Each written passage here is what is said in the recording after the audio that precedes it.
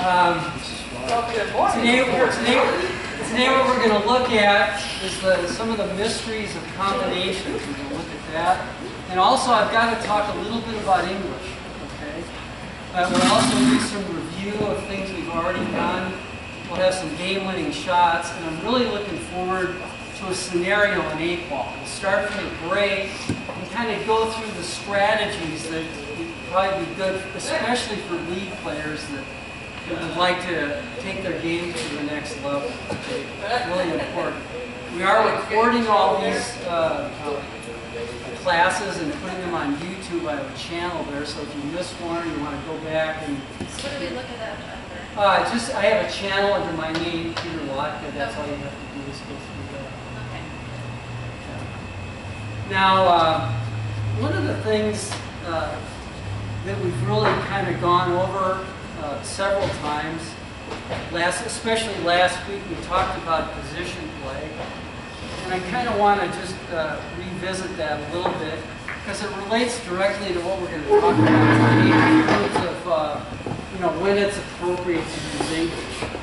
Now, you've noticed that I've delayed the talk about English in the fourth class, and there's a specific reason for that. English is a recipe for disaster in a lot of cases because not only does the ball curve a little bit when you put English, but it also deflects depending on how hard you hit it. And I'll kind of go through that a little bit as we progress.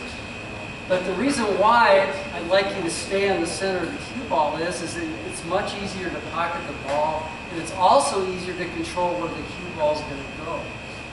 And if you learn how to play position using the center of the ball, follow, center ball, and draw, then when it comes time to use English, you'll be prepared. Because the number one thing you've got to learn about pocket billiards is you've got to hit the ball when you're aiming. And if you start messing around with a lot of English too soon, you get a total profusion of confusion. Okay? But eventually, we'll get there. Okay, last week we talked about position play, and I just want to revisit the tangent line a little bit. I've got a basic shot set up here, and there are a lot of possibilities. Let's say that I'm playing a game of 8-ball, and my 15-ball is right here, and I want to get position for it. Now, if you look at this particular shot, you'll notice that if I cut the 9-ball in the center of the pocket right here, my contact point is right here. Now, if I hit a stun shot, meaning a stop shot, it won't stop when it hits the 9, but it will always take a 90-degree angle.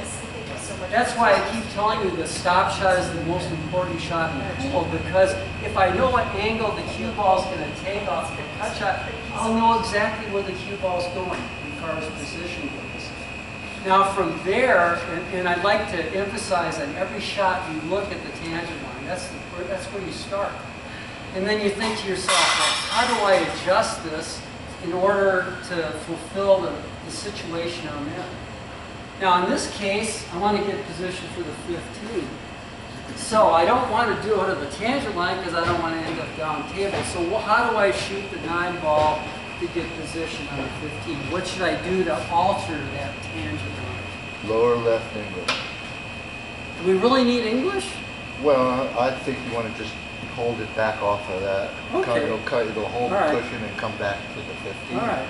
Is my thought. And you should keep it right in front of the center pocket. Yeah. So you have that short rail shot. Draw shot? Okay. I think I'll go with Michelle's. All you need on this shot is to alter the tangent line this direction. That's all. No English required whatsoever. In fact, I'm going to hit this so nice and easy, I almost don't need much stroke at all. In other words, I'll visualize the shot while I'm standing up above, and I'll see it rolling over just beyond this diamond. But you'll notice the tangent line is up here. If I hit a rolling ball, in other words, hit the top of the cue ball, the tangent line will be adjusted so the cue ball hits here and comes straight across to about right there. And I'm seeing the shot going through all my fundamentals, But you notice I don't have to hit this hard at all, so there's almost no stroke. Stay down until you hear the ball hit the back of the pocket. Keep it simple. You know, like when you're playing a game of 8-ball. Like when we do a scenario later on, you'll see that I don't use a lot of English. I don't slam the balls. You play what we call smart, so you don't, you know, create more complexity than is required. Steve, what would the English have done, I mean, in terms of the shot? Well, low left would have been a little bit difficult, mainly because when you use left English, I'm going to have to compensate for the deflection. And if I hit a lot of left English, I'd be afraid the cue ball's going to come back right on top of the 15. Okay. So watch what the cue ball does with low left.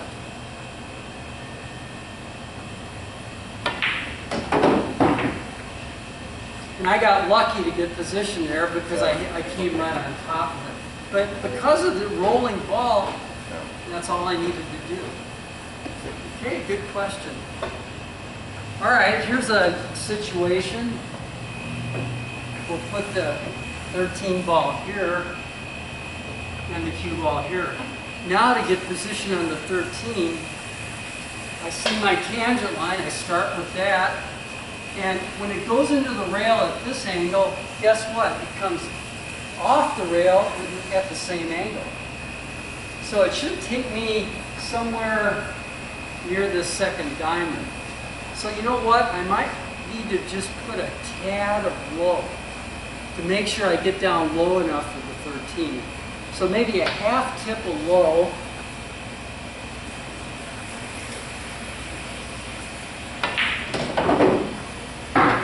Into that first diamond right down behind the 13. And you notice I started with the tangent line, but I changed it just a little bit that way.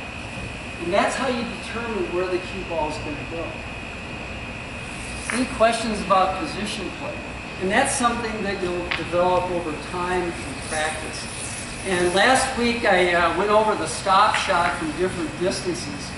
That is the best drill in the world to increase your stroke. Your very best.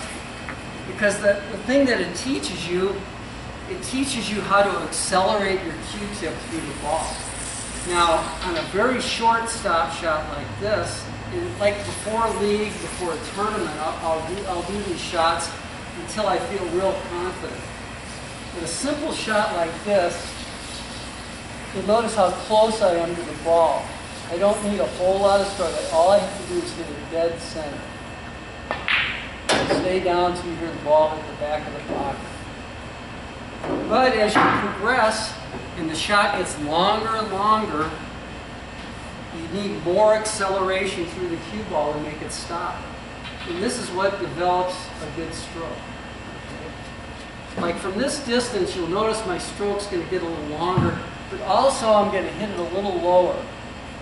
That way I don't have to use as much power.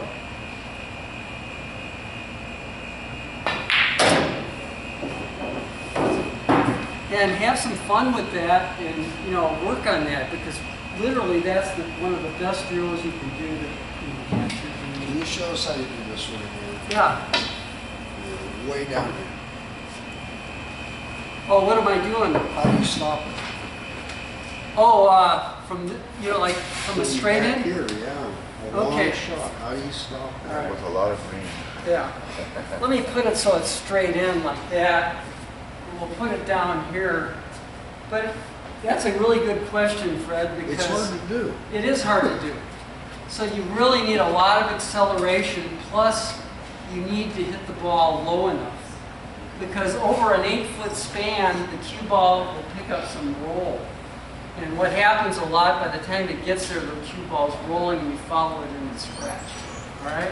So what I would do to make this stop would be to hit the ball almost as if I'm trying to draw it.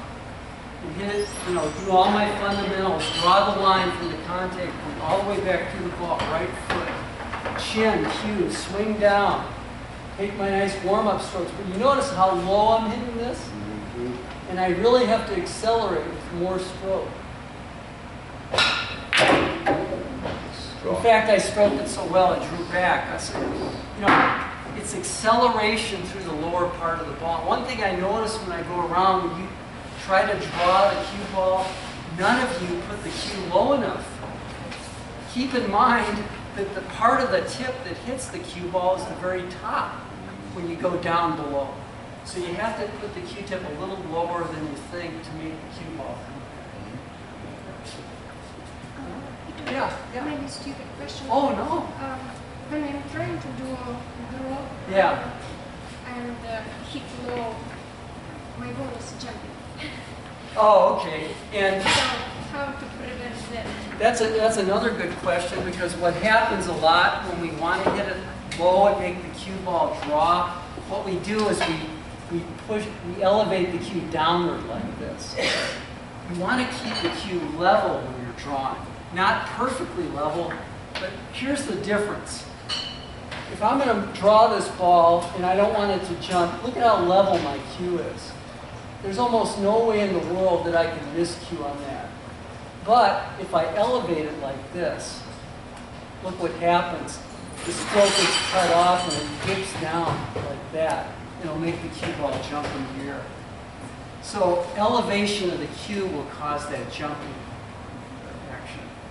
But if you get down a little bit lower and try to keep the cue level, you should have no problem with that.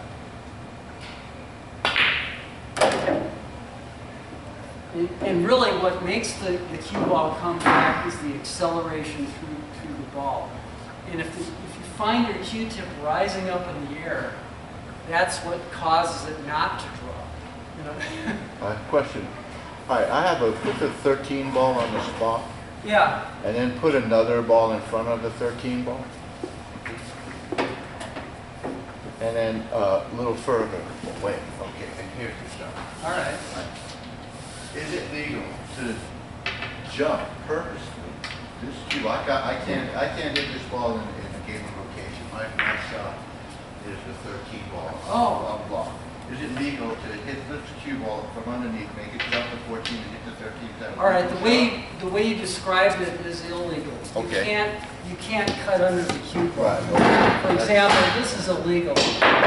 That's not legal. That's not legal. Right. The reason being is that you don't want to damage pool tables, so they made that illegal. And you're going to tear up the cloth and things like that. Okay? Yeah. The legal way to jump, there is a legal way to jump, and I don't have my jump cue with me today, so I'm not going to do it. But a legal way to jump is really to elevate your cue, do all your aiming stuff as normal, and elevate your cue almost like 45 degrees and hit it dead center. What you're going to try to do is pound the center of the cue ball down into the cloth to make it jump over the object. Yeah, I've seen that. That is legal. But to sweep under the ball, like I just showed you, that is a foul. Okay. Okay. All right. Another question. Yeah, go ahead. I'm sorry. No, it's all right. Just some basic rules. Yeah.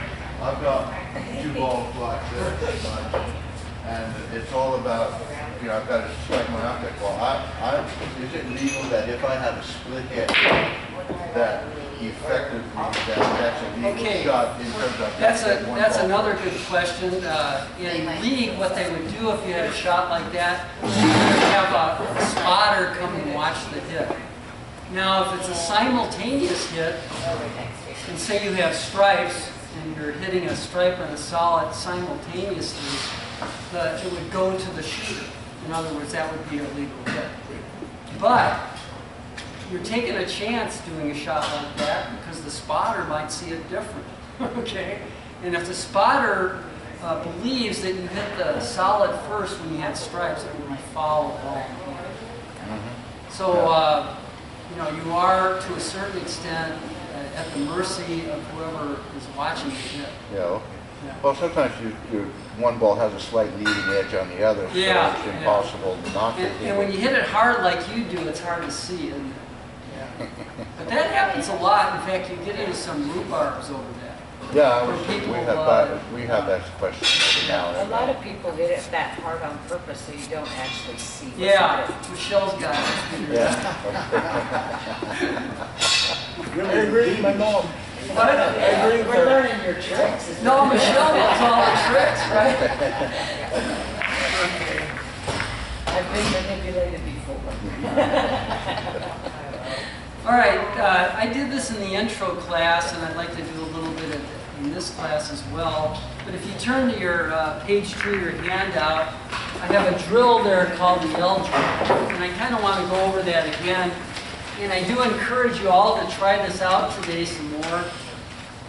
But the beauty of this drill is that it's a great drill for a novice or a beginner as well as a professional player. In fact, I do this drill using this part of the table using 10 balls. And it's an extreme challenge. But you want to start off basic and easy in the beginning. So I'm going to use the diamonds here. I'm going to set up 3 balls. Now the first way you do this drill is to take ball in hand each time. Now does anybody see the chalk? It fell under the table right now. Oh, yeah. You know, especially I'm giving a class, I don't want to miscue, okay?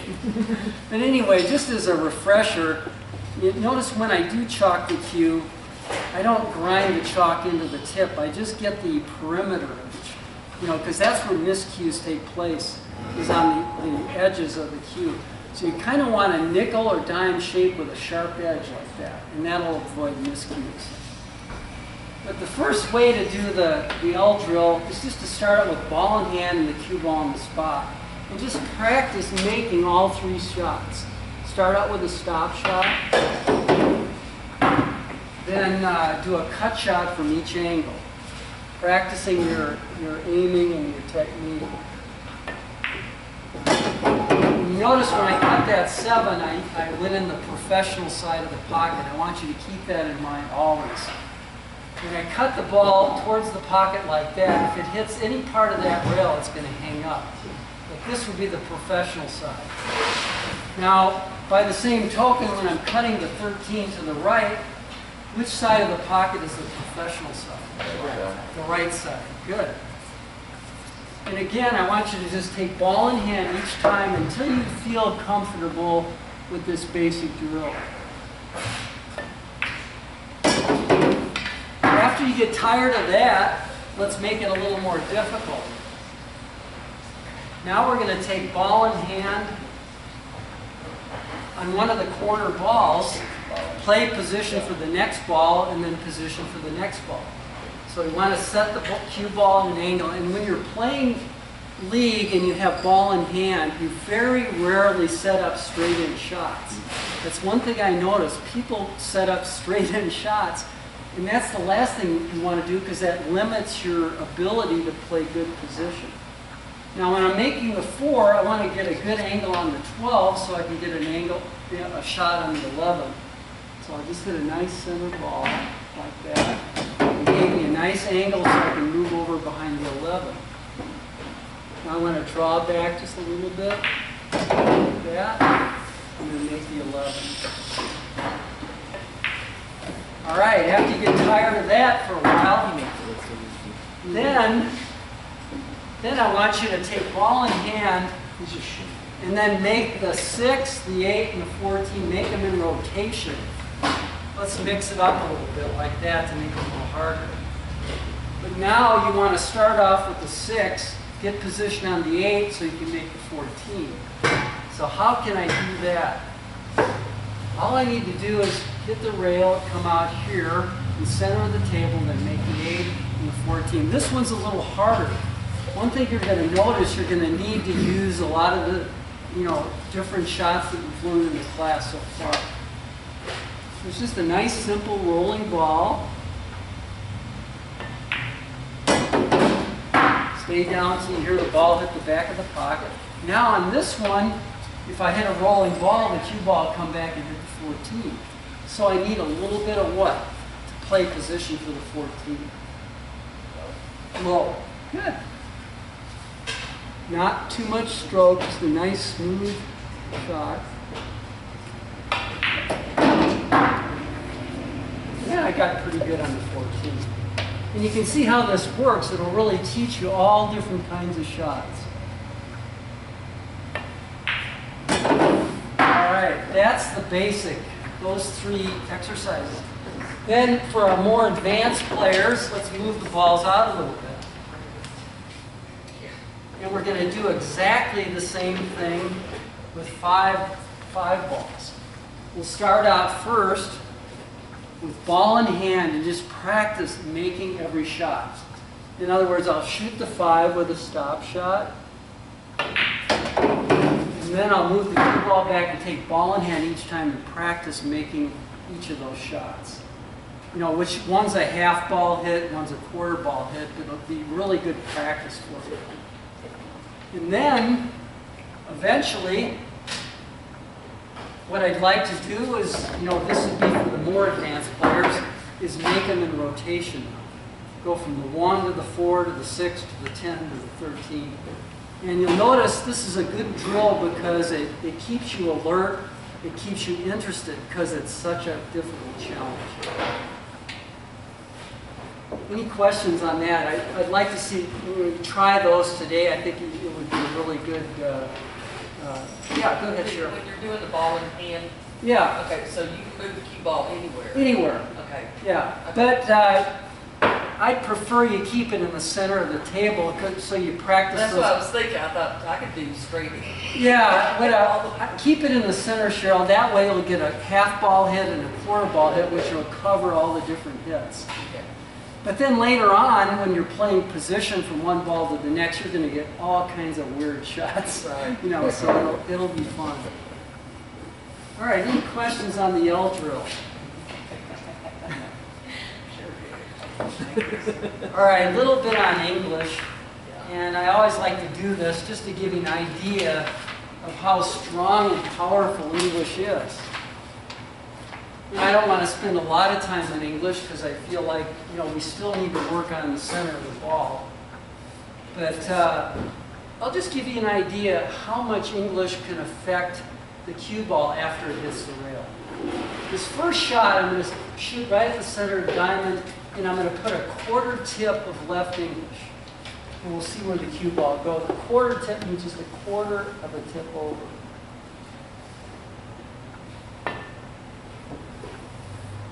Came right to this diamond. All right, let's try a half a tip.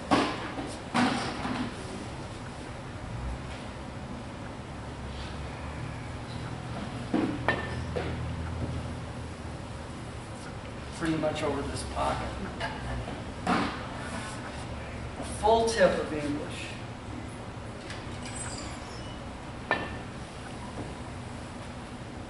Pretty close to the pocket. Now let's do a little bit more. Let's do a tip and a half of English. Air straight, a full tip, tip and a half.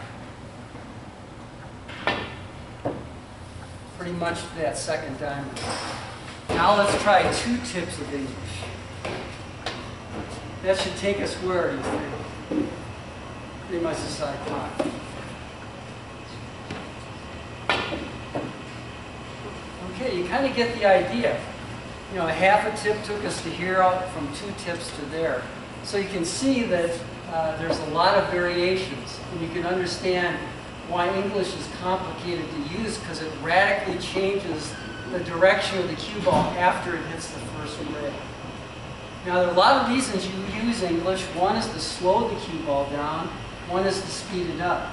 But the main reason you use English is after it hits the rail, it'll take a completely different direction. Okay? And let me give you an example of that. And I did this a little earlier. Let's say we're getting position for the 2 ball down here. Well, high ball will take me to right here, but let's say I want to make the 2 over in the corner pocket there. So I want to get the ball lower on the rail. So if I use about a full tip of left English, that should hit the rail about right here and come back right behind the 2. So here's a situation where I would need English to get position. There's no other way. It requires just a little bit of left English.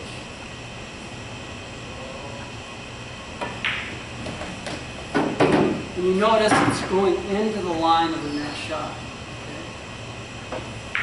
All right, let's take another example. Same setup. Put the ball down here again. Last time I shot this shot, I used low, and I hit right here. Remember, I used a little bit of low? All right, on this shot, instead of using low, I'm going to get positioned a different way. I'm going to put one full Q-tip of right English. The right English will hit short of that tangent line, but when it hits the rail, it's going to spin out and widen the angle, okay? So one full Q-tip of right English should take me right in there into the line of the 6 ball.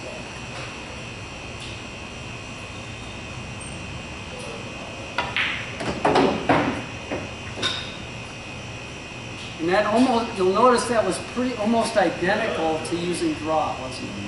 So there's different ways of moving the cue ball. I recommend not using English unless you have to. It's always a last resort. And by English, what I mean is hitting the right side of the cue ball or the left side of the cue ball. Yeah. On that particular shot, Yeah. say you are down there, but that pocket's blocked, you can't get there, you have to go here. Oh, okay, same shot? All right, let's do that.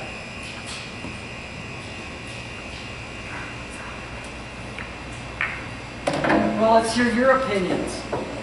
How do I get position on the 10 if there's a solid, in the way here? This is fun. I don't have an opinion because that's why I asked. Yes, you do. You always have an opinion. It's Who one of else those, has I an know your opinion? opinion matters and I'll let you know when. All right. Lower right. Lower right is what I would say. If you're going to use English, lower right. Outside English, low. Outside? Outside draw. Could you just use maybe, let me think, if you hit it hard enough, you could just use a rolling ball and cut it across 2 rails, right? Well, I'll tell you what, I don't think Godzilla has a stroke that would get the cue ball to come this side of the 10, just with draw. It's just, look at the angle. The tangent line is here. The most I could change the tangent line is to there with draw. So probably the best I could do would be to bring the cue ball to there. It's just reality because of the angle of the shot. So, this is really kind of a hard shot you gave me here, Michelle. Thanks. All right. I've had it before. Yeah. So what I would do is I'd hit a stun shot with a little bit of high on it, go 1, 2 rails here, and then let it slide back down there. That's the way I would play the shot. Because there's simply too much angle to use draw or right English to get it hit. So what we'll try to do is hit a stun shot, have the cue ball hit about this diamond and slide down behind the 10.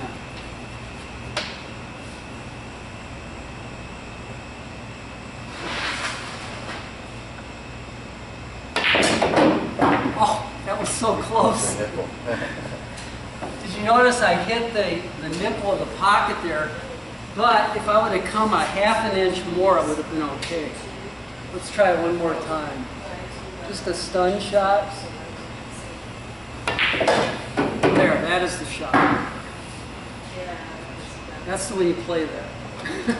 That's a really hard shot, you know, and if I was in a tournament or something, I'd feel real nervous on that shot. I'd be scared I was going to scratch and things like that. So when, you know, that's kind of a good example of a difficult position for you.